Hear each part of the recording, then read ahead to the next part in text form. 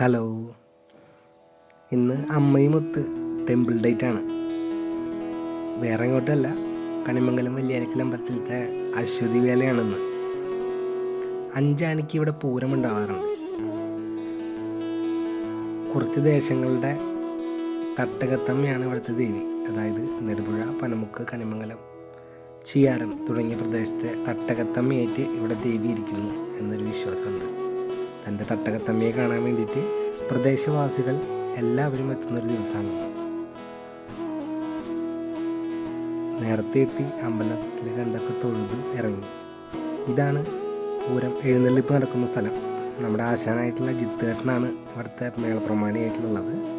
നേരത്തെ എത്തിയത് കൊണ്ട് തന്നെ ഒരുപാട് പേരെ കാണാനിടയിൽ. അനിയത്തി അളിയനും ഉണ്ണി അവിടെ ഉണ്ടായിരുന്നു.